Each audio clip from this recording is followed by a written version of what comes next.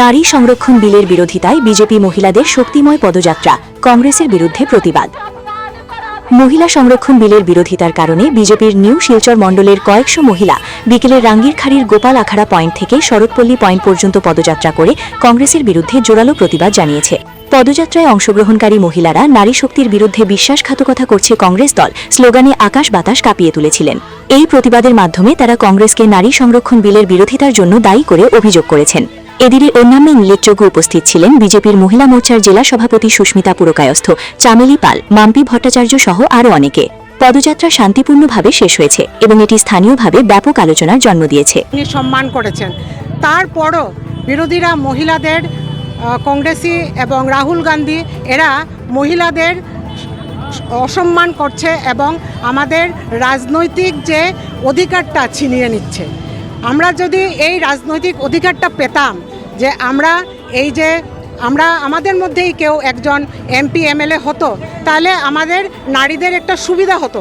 আমরা তাদের কাছে গিয়ে আমরা আমাদের কিছু সমস্যা বা আমরা মনের কথা রাখতে পারতাম। আমরা ইজিলি একটা নারী লিডারের কাছে অ্যাপ্রোচ করতে পারি, যেটা আমাদের মহিলা হলে আমরা এটা সুবিধাটা পেতাম। তো আমরা এখানে বঞ্চিত, বিরোধীরা এইভাবে আমাদেরকে বিরোধিতা করে আমাদের এই বিলটা পাস হতে দিল না। ঠিক আছে, আমাদের স্বপ্ন এরা ভঙ্গ করতে পারবে না এবং এইখান থেকেই আমরা হুঁশিয়ারি জানাচ্ছি যে আমরা এই আন্দোলন চালাবো এবং যতদিন আমাদের এই বিলটা পাস হয় না আমরা একদম আন্দোলন চালিয়ে যাব।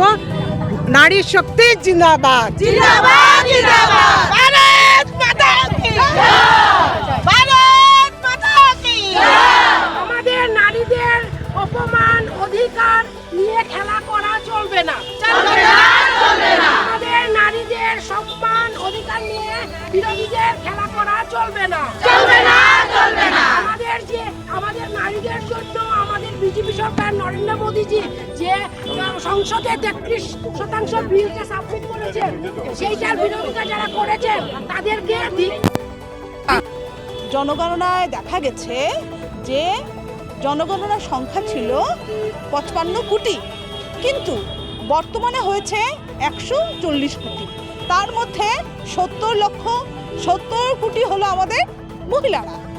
এই কারণে আমাদের যশস্বী প্রধানমন্ত্রী চেয়েছিলেন যে মহিলারা যাতে 1/3 অধিকার পান, অর্থাৎ এই যে বড় বড় যে লোকসভা কেন্দ্রের যে ভোটার্সের যে সংখ্যা অনেক বেড়ে গেছে, বিধানসভা কেন্দ্রে অনেক ভোটার্স বেড়ে গেছে, সেটার ডিলিমিটেশনের প্রয়োজনীয়তা অনেক বেশি এবং সেটাই বিরোধী পক্ষ কংগ্রেস এবং বিরোধী বাকিরা যারা আছে তৃণমূল কংগ্রেস আরজেডি সবাই সেটার বিরোধিতা করে কি করেছে, নারী সমাজকে কলঙ্কিত করে দিয়েছে। ওরা চায় না যে নারী এগিয়ে যাক। আরে বাবা, একটা সুন্দর রাষ্ট্র গঠন করতে গেলে তো নারীর ভূমিকা অপরিসীম। একটা সুস্থ সমাজ, একটা সুন্দর রাষ্ট্র গঠন করতে গেলে নারী ছাড়া আর কারো ভূমিকা নেই। নারী যেরকম গৃহ সংসার যেরকম পরিপাটি করে চালাতে পারে, সেরকম দেশ শাসনও করতে চায়।